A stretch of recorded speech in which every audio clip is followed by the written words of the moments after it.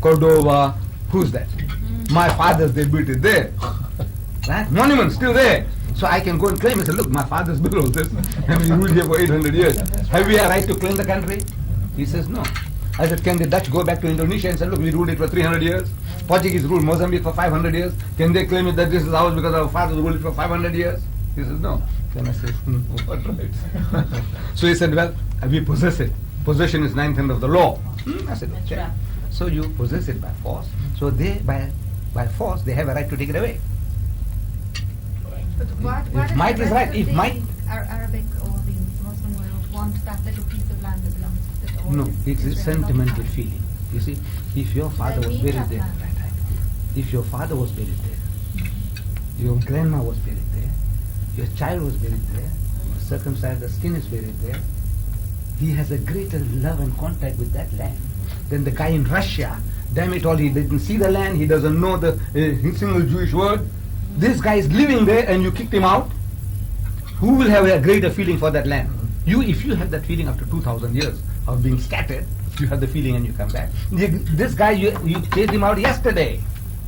He still has got all the nostalgia, the remembrance of all the fragrance and the smell around there. He wants it. So you tell him, look at the world is big. I said, look man, this is what I want, this is mine. May I join you all? Yes, please go ahead. Delighted to have you. Absolutely Delighted to be here with my friend who understands what the Upluk world means. You know. Upluk world is the world upper world. The ladies don't understand this one. Can I pass? May I have some of that? But you know, Yes. So you see, John, what we have to do is, we have to dispassionately say, now let's look at the problem. Not I love this one, I hate that one. The Western world is made to hate the Arabs, so now you're passing judgment on that. I hate the Americans, so I pass judgment on that. I said, no. Let's sit down and say now, where is right? Who is in the right? Where justice lies. And I must be prepared to do justice, whether it goes against me. But all those people that have a sense of belonging to that land, surely it's only a small portion of the rest of the Arabic world. It's not all of them would say they'd have ancestors buried there. So wouldn't they be able to say that people who think they have ancestors buried there could talk it over with them? Not Right. the whole Now the Arabic Jew world. doesn't want to talk. For all these years, you don't want to talk to the Palestinians. You say they're terrorists. And I'm asking, what are you, Begin? And you, Shamir? You are all ranked terrorists. Count Bernadette, who killed him? Those British soldiers, who hanged them in the public square. What are you talking about? About terrorism. You are all terrorists. The British government offered $48,000 reward on Begin, catching him dead or alive. Yeah, there he is. Yeah. So I said, now who's a terrorist? Isn't terrorism justified in order to gain what you're entitled to? That's not true. No. I'm posing a question. I don't know. I want that answer. If I have the right what to is this, finish. Ahmed? This is a spiced sour milk yogurt. That for flavoring that. May I try something? Sorry, can I? What a good question to pose. We could be here all day debating the answer to that one. I'm sorry I posed that. No, when a person poses a question, see, I believe in the principle, if I pose a question, no matter how difficult it may be, I would have the answer. That means in the end I must supply you the answer. Otherwise it's mischief. I'm making mischief. I'm just trying to show how clever I am. Got you now. Riddles. I give riddles for you and keep you busy. That's devilish. To me that's devilish, Lawyers do that. Not son of God. We must find ways and means of either pushing forward our case or defending ourselves getting out of the other man's case. I think that the civilized man in every race, color and creed must appreciate that there are innocents who are involved in terrorism, which is totally unforgivable. I cannot believe that you can kill children, and there's a child sitting at this table to justify anything. Innocent bystanders. I don't care what it is. And I think that anybody who promotes terrorism as such is doing a great, great wrong to the world and should be taught a lesson. Perhaps we would qualify it as I was saying about it, just terrorism directed at individuals or people outside of your territory who are not involved, like attacking airports and civilian targets and so on. That I don't support. Or a supermarket or something. But supposing I'm involved in the defense of my country, supposing I'm involved in the defense of my country, in terms of modern equipment, I'm entitled to use whatever weapons I possess, Yes. including chemical weapons for that matter. Yes. So what is sacred about any weapon? If it's war, all weapons are justifiable.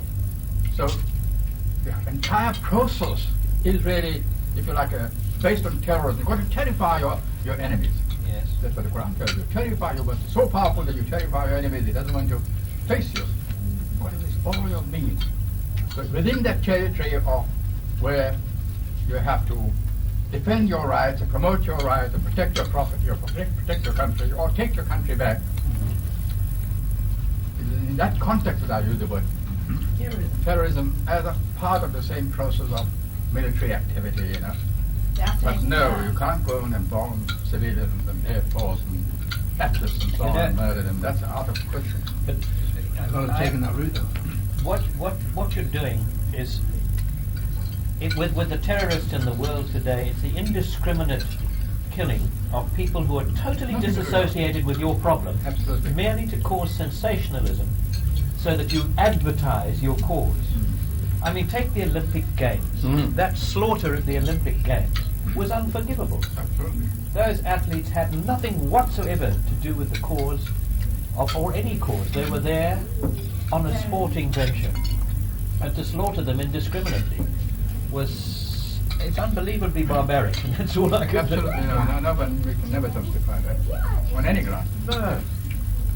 I believe that terrorism directed at your enemy is fair and just if he's a soldier who is acknowledged that he's at war with you, but to involve other people.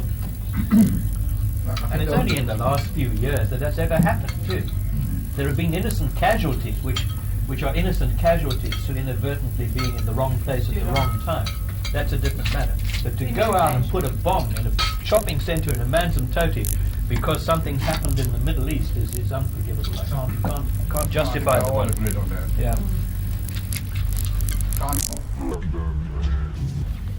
Can't find words to condemn that. And they're totally innocent people. They could even be your own child. You know, it could be your own child who's gone there shopping, and you could be blowing up your own child. This is a delightful meal. I like Did you that. try the yogurt? Yeah. This yogurt is splendid. Have you tried the yogurt? Lovely with it. Coba di chef ada ni. Iyalah. Chef, naik. Ni mana? Chef bin ni. Mr. Deedat, do you believe that life is eternal? Live mean here? No. We No. can. No, the spiritual life but is yes, eternal. yes, we believe. So what is the point in fighting and doing away with one another's bodies if life is eternal? Right. Huh? So the thing is now, we are all thinking in terms of, I think the Christian and the Muslim and the Jew. We are all believing in the principle that this life is the only life that we That's have. right, and I mean, it's This on this earth, this is the only life that we have. And that's this how is Christianity propagates that. Right. They say that this is your only life. Right. Jesus And- said correct. the last to be conquered will be death. The last enemy to be conquered will be death. So to me, it's so ridiculous to try and slaughter when in life is eternal. I mean, it's No, what is it? That's the life. Hereafter, the soul carries on, good or bad. that's If right. you have done well, you will be rewarded, and if you have done wrong, you will be punished, purified. That's why. But now here at the moment, I said, now I want to also live comfortably. Thank you very much. So we had, conquest of nations. Every nation going out of their way to find territories, colonies for themselves. So in that process now, we are doing injustices against different people. Now those people, now when they come to their senses, they want to rectify this case. So in the process now, most